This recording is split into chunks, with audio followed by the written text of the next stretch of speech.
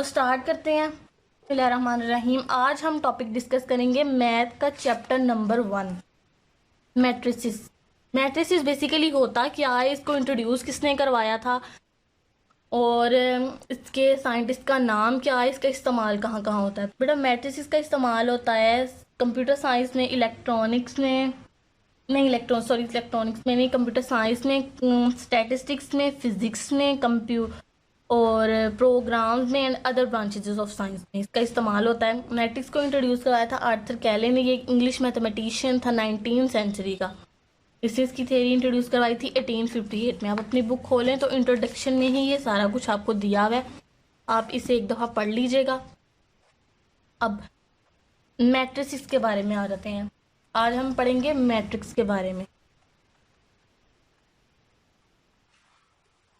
Matrix के बारे में एक बात मैं और आपको बताती चलूँ कि मैथ सबसे ज़्यादा स्कोरिंग सब्जेक्ट है। मैथ में चांसेस होते हैं स्कोरिंग करने के। मैथ से ज़्यादा स्कोरिंग सब्जेक्ट कोई भी नहीं है। इसमें कोई आपकी प्रेजेंटेशन नहीं देखेगा, कोई आपके हैंड राइटिंग नहीं देखेगा कि इसने इतना प्यारा काम किया। ओनली आपके कंसेप्ट एंड आपकी कैलकुलेशन, ये दोनों चीज़ें आपके पास होंगी तो आप स्कोरिंग कर सकते हैं मैथ में। आज हमने यहाँ से स्कोरिंग करके जानी है। जैसे हमने चैप्टर नंबर 1 करना है जिस तरह के कॉन्सेप्ट से, ऐसे ही हमने इंशाअल्लाह अल्लाह के हुक्म से सारी बुक करनी है। तो मेरी पूरी कोशिश होगी कि मैं आपको ज़्यादा से ज़्यादा करवाऊँ। तो मैट्रिक्स बेसिकली क्या होता है? मैट्रिक्स बेटा arrangement of numbers with in the bracket is called matrix. अब हमारे पास नंबर हैं 2, 3, 4, 7, 8, 9। अब ये कुछ नंबर्स हैं, इनको अगर मैं ब्रैकेट के अंदर बंद कर दूँ ना तो हमारे पास मैट्रिक्स बन जाता है। This is the structure of matrix. ये मैट्रिक्स का स्ट्रक्चर है। अब हर एक की कोई ना कोई पहचान होती है, कोई ना कोई आइडेंटिटी होती है। हमारा नेम हमारी आइडेंटिटी, आपका नेम भी आपकी आइडेंटिटी है। तो मैट्रिक्स की भी आइडेंटिटी है। मैट्रिक्स की आइडेंटिटी उसकी ऑर्डर होती है। अब ऑर्डर क्या है? ऑर्डर में हमारे पास आ जाते हैं number of rose and number of columns. Number of रोज को हम डिनोट करते हैं एम से और कॉलम्स को डिनोट करते हैं एन से। रोज हमारे पास क्या होती हैं? रोज हमारे पास होती हैं हॉरिजेंटल लाइन। हॉरिजेंटल लाइन होती हैं ऐसे वाली हॉरिजेंटल लाइन होती हैं, और कॉलम्स हमारे पास होते हैं वर्टिकल लाइन। इसमें अब बताएं, ये चीज़ें आपको पता होती हैं लेकिन फिर भी समझ लें। अब देखें रोज कितनी हमारे पास, 1, 2 रोज हम लिख देंगे 2। कॉलम कितने हैं हमारे पास, 1, 2, 3। यहाँ पे हम लिख देंगे 3। अब इसका ऑर्डर डिसाइड होता है इस सिंबल से, m बाय n। m में हमारे पास 2, बाय n है हमारे पास 3। अब जो इसका ऑर्डर है इसको हम लिखते हैं at the bottom of the corner में। यहाँ पे ये इसका ऑर्डर निकल आया है। इस तरह हम ऑर्डर ऑफ मैट्रिक्स निकालते हैं। आपके एक्सरसाइज 1.1 में क्वेश्चन नंबर 1 में उसने यही बोला हुआ है, find the order of the following matrix. इसमें आपने इन सबका ऑर्डर निकालना है। अब इसने इस क्वेश्चन को देख लें, इसमें 2 रोज है और 2 ही कॉलम है, तो इसका ऑर्डर होगा 2/2। इसमें 1 रो है और 2 कॉलम है, इसका ऑर्डर होगा 1/2। इस तरह ये सारे क्वेश्चन आपने करने हैं। अब आगे बारी आ जाती है इक्वल मैट्रिक्स की। इक्वल मैट्रिक्स क्या होता है? मैं ना आपको प्रॉपर एग्जाम्पल दे के समझाऊंगी, मैं बड़ी बड़ी बातें नहीं करूंगी, वो आपके ऊपर से गुजर जाएंगी। इक्वल मैट्रिक्स क्या होता है? अब देखें, ये हमारे पास एक मैट्रिक्स है, मैट्रिक्स ए। हम पढ़ने लगे हैं इक्वल।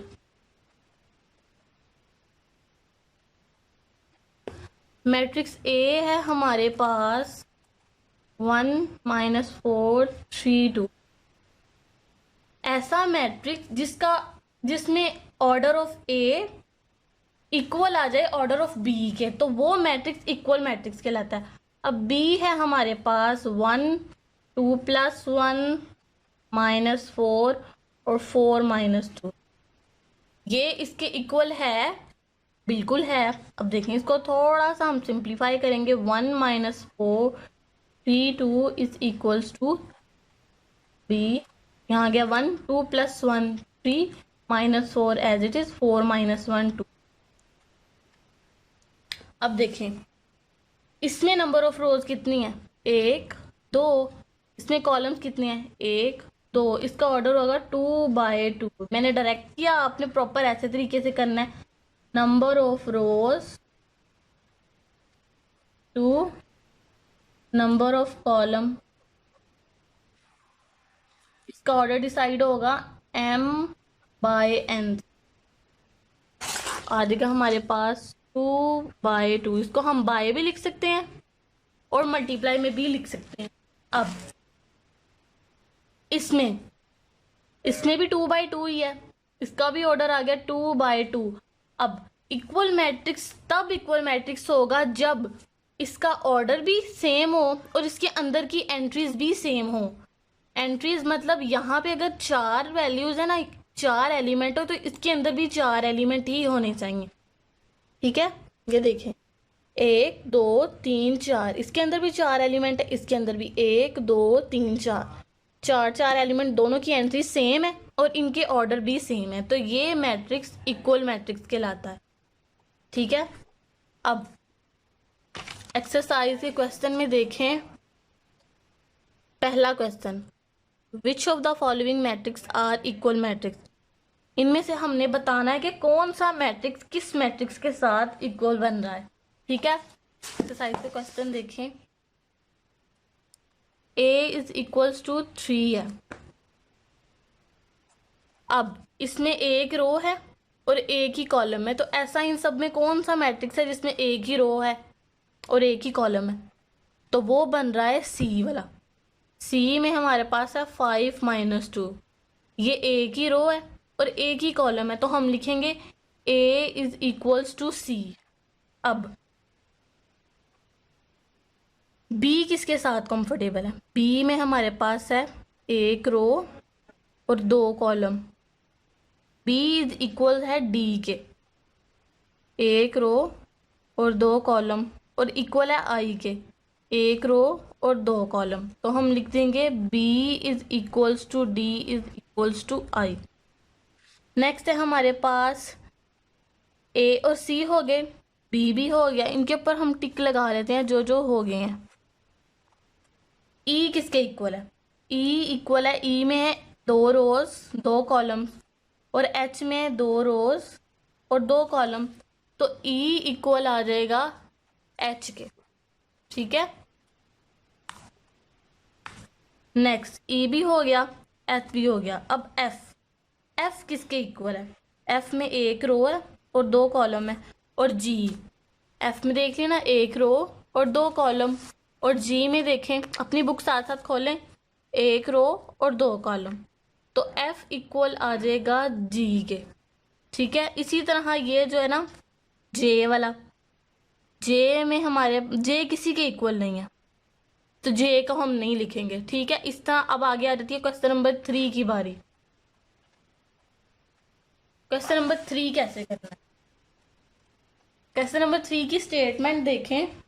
क्वेश्चन नंबर 3 में उसने कहा है कि find the value of a b and d which satisfy the matrix equation. सबसे पहले हम क्वेश्चन लिख लेते हैं, a plus c, c minus 1, a plus 2 b और 4d माइनस 6 इक्वल है 0 3 माइनस 7 और 2d। ठीक है, अब को हमने सॉल्व करना, को सॉल्व कैसे करेंगे, पहला पहले के इक्वल आ जाएगा, दूसरा दूसरे के इक्वल आ जाएगा, नेक्स्ट नीचे ये वाला इसके इक्वल आ जाएगा और ये वाला इसके इक्वल आ जाएगा। सबसे पहले हम इनको इसके इक्वल रख लेते हैं, a plus c is equals to 0, a plus 2b is equals to -7, a minus 1 is equals to 3, 4d minus 6 is equals to 2d। ठीक है, सबसे पहले हमने इन सब में देखना कौन सी ये इक्वेशन 1, ये इक्वेशन 2, ये इक्वेशन 3 और ये इक्वेशन 4। हमने इन सब में देखना कौन सी इक्वेशन सबसे पहले आसानी से सॉल्व हो रही है और आसानी से ही किसी एक वेरिएबल की वैल्यू निकल रही है, तो वो इक्वेशन 3 है। सबसे पहले 3 को रखेंगे, 3 करेंगे, 3 है हमारे पास, c minus 1 is equals to 3। -1 इधर माइनस हो रहा है, उधर आके प्लस हो जाएगा। c is equals to 3 + 1, c is equals to 4। c की वैल्यू निकल आई। अब c की वैल्यू को हम पुट करेंगे इक्वेशन 1 में। पुट इन 1 में पुट क्यों करेंगे, क्योंकि देखें ना a + c is equal to 0, इसमें c की वैल्यू पुट करें तो a का आंसर आ जाता है, इसलिए हम इसमें 1 में पुट करेंगे। 1 है हमारे पास a + c is equal to 0, a + 4 is equal to 0। c की वैल्यू 4 थी, 4 इधर प्लस हो रहा है, इधर आके माइनस हो जाएगा। 0 - 4, a की वैल्यू -4 आ गई। c की भी निकल आई, a की भी निकल आई। अब a की वैल्यू को हमने किस में पुट करना है, इक्वेशन 2 में पुट करें ना। a + 2b is equal to -7, तो b की वैल्यू निकल आती है। तो हम करेंगे put in 2, a + 2b is equal to -7, a की value -4 + 2b is equal to -7। 2b इधर ही रहेगा, -4 -7, ये 4 इधर माइनस हो रहा है, इधर आके प्लस हो जाएगा। 2b is equal to -7 + 4, plus minus minus हुआ, बड़ी वैल्यू के साथ माइनस, इसलिए हम साइन माइनस लगाएंगे। 7 में से 4 निकाल लें तो आता है 3 आ जाएगा, और बड़ी वैल्यू के साथ माइनस है इसलिए माइनस। b इधर -3/2, ये b की वैल्यू आ गई। अब d की वैल्यू रह गई है। d की वैल्यू हम कैसे निकालेंगे, d की वैल्यू इक्वेशन 4, ये तो आराम से निकल आएगी। 4d - 6 is equals to 2d, 4d - 6 is equals to 2d। 4d, ये 2d इधर प्लस हो रहा है, इधर आके माइनस हो जाएगा, और ये 6 इधर माइनस हो रहा है, इधर आके प्लस हो जाएगा। 4d - 4 में d में से 2d निकालें तो आता है 2d is equals to 6। d इधर ही रहेगा, 2 इधर मल्टीप्लाई हो रहा है, इधर आके डिवाइड हो जाएगा।